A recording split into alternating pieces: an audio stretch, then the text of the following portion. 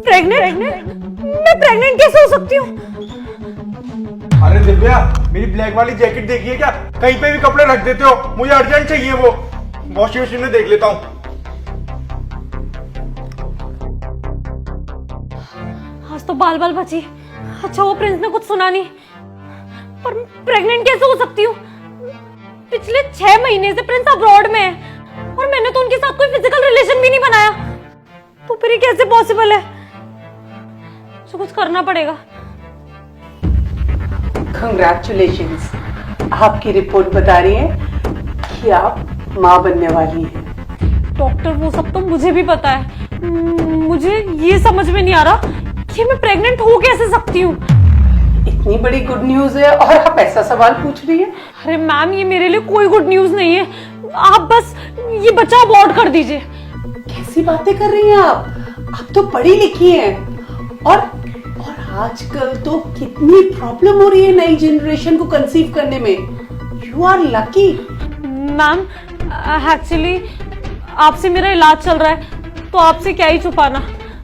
Problem ये है कि मेरे हस्बैंड अब्रॉड रहते हैं। वो पिछले 6 महीने से यहाँ आए ही नहीं और मेरा बाहर अफेयर चल रहा है। तो मुझे ऐसा लगता है कि शायद मेरे बॉयफ्रेंड से ही गलती हो गई है। मैम प्लीज मेरा अबॉर्शन कर दीजिए, वरना मेरी मैरिड लाइफ खराब हो जाएगी। मेरे हस्बैंड की ना अब्रॉड में बहुत अच्छी इनकम है और वो मुझे ना हर महीने पैसे भेजते हैं। अगर उन्हें ये सब पता चल गया तो वो मुझे डिवोर्स दे देंगे। उसके बाद मेरी लाइफ कैसे चलेगी?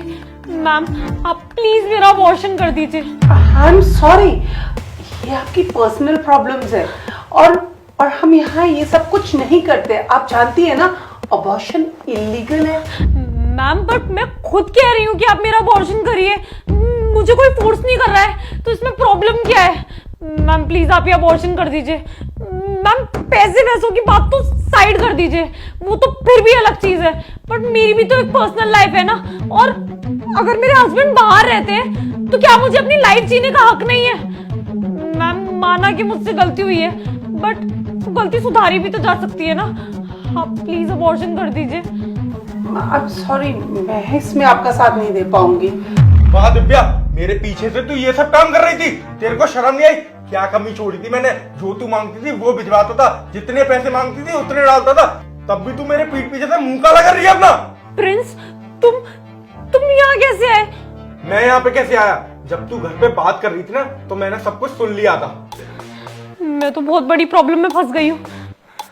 काम करती हूँ, इससे पहले प्रिंस को कुछ पता चले डॉक्टर का अपॉइंटमेंट ले लेती हूँ। हेलो हेलो डॉक्टर शोभा क्या से बात कर रहे हैं आप? जी मुझे ना अपॉइंटमेंट चाहिए था। एक्चुअली मैं प्रेग्नेंट हूँ, तो मुझे प्रेगनेंसी से रिलेटेड कुछ बात करनी थी। ठीक है, मैं आ जाऊंगी 3 बजे तक। ओके। ये प्रेग्नेंट कैसे हो सकती है? मैं तो यहाँ पे हूँ ही नहीं 6-7 महीने से। मालूम करना पड़ेगा। इसने क्या नाम बोला था? डॉक्टर शोभा। एक्सक्यूज मी मैम, अभी ना आपके पास एक दिव्या नाम की लड़की आने वाली है चेकअप के लिए।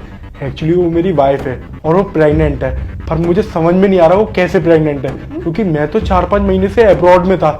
मुझे कुछ भी समझ में नहीं आ रहा मैम, वो कैसे प्रेग्नेंट हो गई है। मैम मैं बस आपसे एक छोटी सी हेल्प चाहता हूँ। मैं आपकी क्या हेल्प कर सकती हूँ इसमें? मैम मुझे ना मालूम करना है कि जब मेरा ऐसा कुछ उसके साथ हुआ ही नहीं तो वो प्रेग्नेंट कैसे हुई। मैम प्लीज आप मुझे यहाँ पे कहीं छुपने दीजिए, जिससे कि उसकी सच्चाई मेरे सामने आ जाए। पर ये सही नहीं होगा ऐसे छुपकर। मैम मेरी लाइफ का सवाल है, प्लीज आप मान जाइए मैम। ठीक है।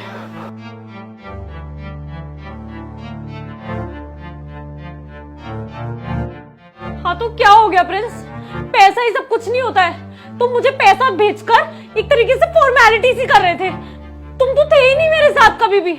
जब मैं किसी परेशानी में होती थी तो तुम्हारे पास तो बात करने का टाइम तक नहीं होता था, और जब तुम बात करते भी थे तो तुम्हारा वर्क प्रेशर, हर वक्त इरिटेटेड रहते थे तुम। क्या मैं नहीं चाहती कि मुझसे कोई प्यार से बात करे, कोई मेरा ख्याल रखे, कोई मेरा हाल पूछे?